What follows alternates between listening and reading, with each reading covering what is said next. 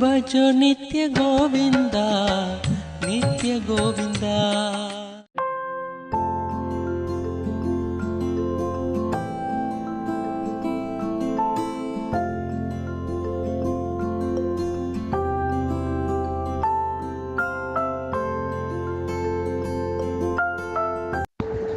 நமஸ்காரம் குருதேவரே. என்னுடைய பெயர் ராகவேந்திரன். நான் கொரட்டி கிராமத்தில் இருக்கிறேன். இப்பொழுது நடந்து முடிந்த விபாசனா வகுப்பில் நான் கலந்து கொண்டேன். நீங்கள் சொல்லியது போல் விபாசனா தியானம் செய்தேன். நன்றாக இருக்கிறது.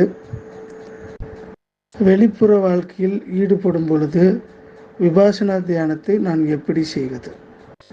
கண்கள் மூடிய நிலையில் நீங்கள் சொல்வது போல் செய்தேன். நன்றாக இருந்தது. ஒரு நடந்து போகிறங்க, ஒரு வேலை செஞ்சு நிற்கிறங்க, அப்போ இந்த விபாசனா தியானம் எப்படி செய்யணும்னு சற்று சொல்லுமாறு பணிவுடன் கேட்டுக்கொள்கிறேன். ராகவேந்திரன் ஐயா வணக்கம். கண்கள் திறந்த நிலையில் விபாசனா தியானம் எப்படி செய்வதுன்னு கேட்டிருக்கீங்க. அது கொஞ்சம் பயிற்சி தேவை. எடுத்தோன்னே நீங்கள் கண்கள் திறந்த நிலையில் செய்ய முடியாது. பைக் ஓட்டிகிட்டு இருக்கும் போதோ மற்ற நேரத்தில் செஞ்சீங்கன்னா விபத்து ஏற்படுறதுக்கெலாம் வாய்ப்பு இருக்குது. அதனால் நீங்கள் கண்கள் மூடிய நிலையில் குறைஞ்சது 3 மாதமாவது நீங்கள் பயிற்சி பண்ணணும்.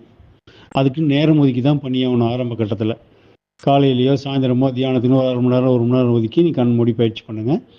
அல்லது உங்கள் ஒரு லஞ்ச் பிரேக்கில் அல்லது வேறு ஏதாவது ஓய்வு நேரத்தில் இருந்தீங்கன்னா அப்படி கண் மூடி உட்காந்து தியானம் பண்ண முடியுமான்னு பாருங்கள். அல்லது ஓய்வு நேரத்தில் கண்கள் மூட முடியாத அலுவலகத்தில் அப்படின்னா கண்கள் திறந்த நிலையிலே கூட நீங்கள் அதை பயிற்சி பண்ணி பாருங்கள். மற்றபடி நம்ம நடந்துக்கிட்டே ஒரு பஸ்ஸில் போகும்போது, ஒரு பைக்கில் போகும்போது, ஒரு காரில் போகும்போது, ஒரு மார்க்கெட்டில் போயிட்டு வாங்கும் பொழுது, ஒரு கடைவீதியில் போகும்போது, ஒரு கல்யாண மண்டபத்தில், ஒரு இலவு வீட்டில், ஒரு ஃபங்க்ஷனில், ஒரு மாரியம்மன் பண்டிகையில், இந்த மாதிரி நான் கலந்து இருக்கும் பொழுது, சமுதாயத்தோடு இருக்கும் பொழுது எப்படி விபாசனா பயிற்சி பண்ணுறதுன்னா அந்த பயிற்சிக்கு பேர் தான் உளிஜி அப்படின்னு அர்த்தம். அந்த பயிற்சியை நீங்கள் விபாசனா பயிற்சியை 3 மாதம் பயிற்சி பண்ணதுக்கப்புறம் உங்ககிட்ட சொல்லுவாங்க. அதுக்கப்புறமா உங்களுக்கு அதை டீச் பண்ணுவாங்க. கண்களை திறந்து கொண்டு எப்படி பண்ணுறதுன்னு. கண்களை மூடி நீங்கள் குறைஞ்சபட்சம் 90லேருந்து 160 நாட்கள் பயிற்சி பண்ணால் மட்டும்தான் அந்த பயிற்சிக்கு உங்களால் போக முடியும். அப்போ தான் சக்ஸஸ் பண்ண முடியும். இல்லைன்னா அது ஆபத்தாக முடியும். ஒன்று. அதுக்கப்புறம் அது பண்ணதுக்கப்புறம் நீங்கள் ஆன்லைன்லேயே கூட சூத்ரா அப்படின்னு சொல்லியிருக்கோம். உங்களோட தினசரி வாழ்க்கையில் எப்படி நீங்கள் விழிப்போட பண்ணுறதுன்னு சொல்லிட்டு ஆத்ம சூத்ரா அப்படின்னு ஒரு தியானம் வரும். அதை நீங்கள் இடையில வேணால் நீங்கள் அதை அட்டன் பண்ணிக்கலாம். அதுக்கப்புறம் 3 மாதம் கழித்து நீங்கள் உளிச்சி தியானம் அட்டன் பண்ணிங்கன்னா நீங்கள் கேட்குற கேள்விக்கு பதில் கிடைச்சிடும்.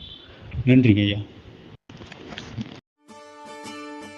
என்ன புண்ணியம் செய்தேனோ